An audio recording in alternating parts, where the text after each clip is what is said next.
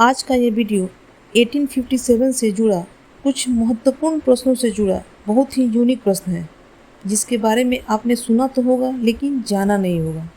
इसे आप अंत तक जरूर देखें, साथ ही दूसरों को भी बताएं। अगर आप शिक्षक हैं तो बच्चों को बताएं, अगर स्टूडेंट है तो आगामी परीक्षाओं के लिए फ़ायदेमंद होगा। 25 महत्वपूर्ण प्रश्नों का सेट है। 1857 से जुड़े और भी वीडियो देखने के लिए मेरे वीडियो सेशन में जाकर देख सकते हैं। चलिए शुरू करते हैं। बटलर कमेटी 1927 का संकल्प क्या था? तो बटलर कमेटी 1927 का संकल्प था भारतीय सरकार तथा देशी राज्यों के बीच संबंधों को सुधारना। सन 1927 में भारतीय राज्य समिति ने सर हरकोर्ट बटलर की अध्यक्षता में इस कमेटी का गठन किया, जिसे बटलर कमेटी का नाम से जाना जाता है। इस कमेटी ने 16 राज्यों का दौरा एवं विश्लेषण किया और सन 1929 में अपनी रिपोर्ट सौंपी थी। नेक्स्ट, पत्रकार के कर्तव्य का निर्वहन करते हुए जेल जाने वाला प्रथम भारतीय कौन था? तो बाल गंगाधर तिलक प्रथम भारतीय थे जो पत्रकार का कर्तव्य निर्वहन करते हुए जेल गए थे। नेक्स्ट, कौन सा अखबार मुख्यतः उदारवादियों की नीतियों का प्रचारक था?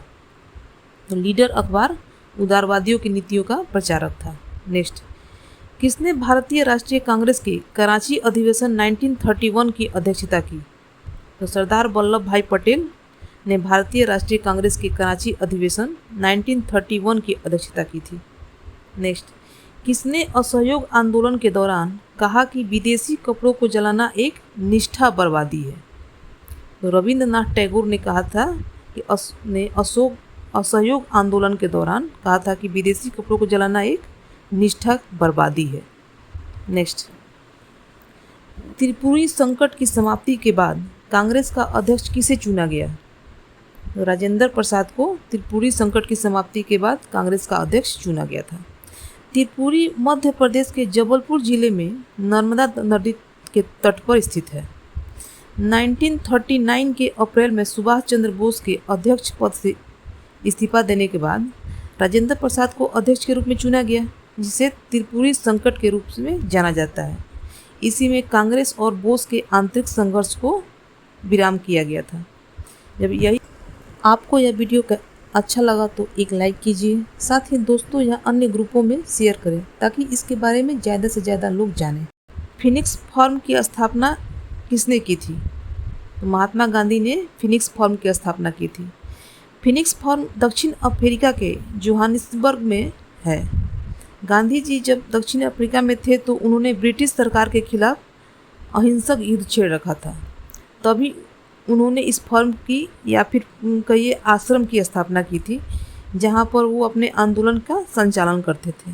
यह आश्रम 80 एकड़ में फैला है। दक्षिण अफ्रीका सरकार ने इस फॉर्म को राष्ट्रीय धरोहर स्थल घोषित किया है। नेक्स्ट, इंडियन लिबरल फेडरेशन की स्थापना किसने की थी? तो एस.एन. बनर्जी ने इंडियन लिबरल फेडरेशन की स्थापना की थी। इंडियन लिबरल फेडरेशन भारत की राजनीति में उदारवाद का समर्थन करने वाला एक राजनीतिक संगठन था। वर्ष 1919 में इस फेडरेशन को बनाने वाले उदारवादी नेताओं के साथ कांग्रेस में फूट पैदा कर दी।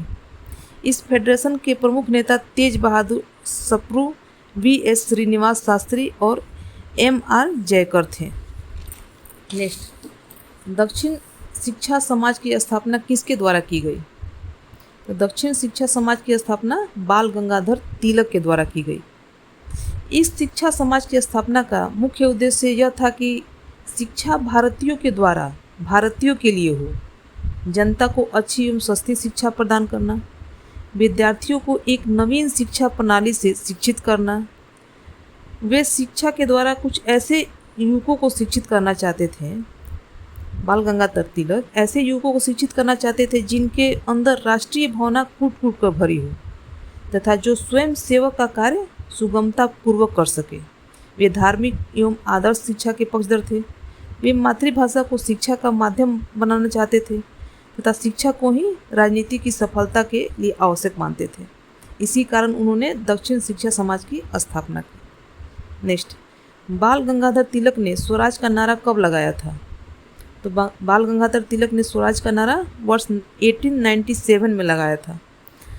तिलक ने जब स्वराज का नारा लगाया तब सरकार ने उन पर राजद्रोह का मुकदमा चलाया। तो वकील के पूछने पर उन्होंने कहा कि गुलाम जाति के लिए स्वतंत्रता की कामना करना न तो बुरा है और न कोई अपराध। इन्हीं के प्रयासों से वर्ष 1906 में कांग्रेस ने स्वराज का प्रस्ताव पारित किया था। वर्ष 1897 में ही उन्होंने घोषणा की कि स्वराज मेरा जन्मसिद्ध अधिकार है और मैं इसे लेकर रहूँगा।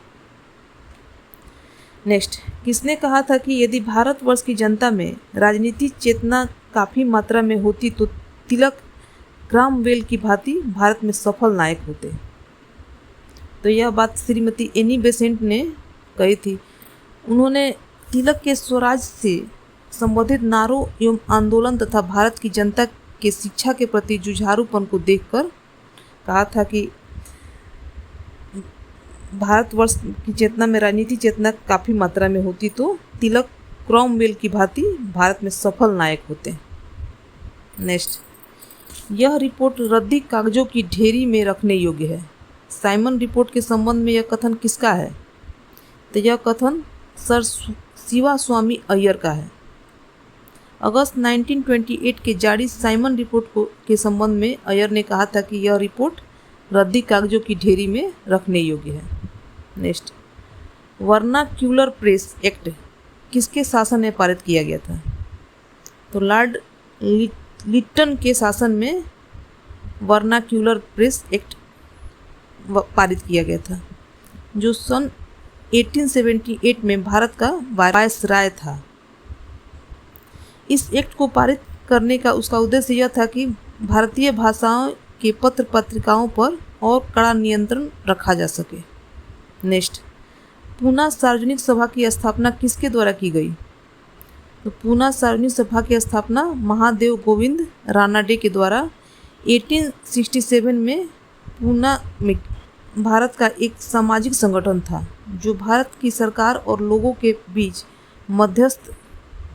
मध्यस्थता के रूप में काम करने और किसानों को के कानूनी अधिकारों को लोकप्रिय बनाने के उद्देश्य से शुरू किया गया था। नेक्स्ट, एल्बर्ट विधेयक किस वायसराय के काल में पेश किया गया? तो लॉर्ड रिबन के शासनकाल में इसे पेश किया गया। इस बिल के द्वारा भारतीय न्यायाधीशों को उन मामलों की सुनवाई करने का भी अधिकार प्रदान किया गया है जिसमें यूरोपीय नागरिक भी शामिल होते थे। इससे पहले उनकी सुनवाई केवल यूरोपीय न्यायाधीश ही करते थे। नेक्स्ट, ईस्ट इंडिया एसोसिएशन की स्थापना किसके द्वारा की गई? तो दादा भाई नौरोजी के द्वारा ईस्ट इंडिया एसोसिएशन की स्थापना की गई। दादा भाई नौरोजी ने इसकी स्थापना 1866 में लंदन में की। इस एसोसिएशन का मुख्य उद्देश्य था ब्रिटिश जनता के बीच भारत के हित से जुड़े प्रश्नों को उठाना। नेक्स्ट, स्वतंत्रता के समय उग्र राष्ट्रवादियों का साधन क्या था? तो स्वतंत्रता के समय उग्र राष्ट्रवादियों का साधन था बहिष्कार, स्वदेशी और राष्ट्रीय शिक्षा। नेक्स्ट, मुझ पर किया गया लाठी का एक एक प्रहार ब्रिटिश समाज के कफन में कील बनकर रहेगा। किसने कहा था? तो लाला लाजपत राय ने कहा था कि मुझ पर किया गया लाठी का एक एक प्रहार ब्रिटिश साम्राज्य के कफन में कील बनकर रहेगा। लाला जी पर आज़ादी का जुनून सवार था। जब अंग्रेज़ों ने उन पर लाठी चार्ज किया तो उन्होंने अपनी अंतिम भाषण में कहा कि मेरे शरीर पर पड़ी एक एक चोट ब्रिटिश साम्राज्य के कफन की कील बनेगा। अपने हर एक सांस को भारत माता पर न्यौछावर करने वाले लाला जी ने नवंबर 17, 1928 को अंतिम सांस ले ली।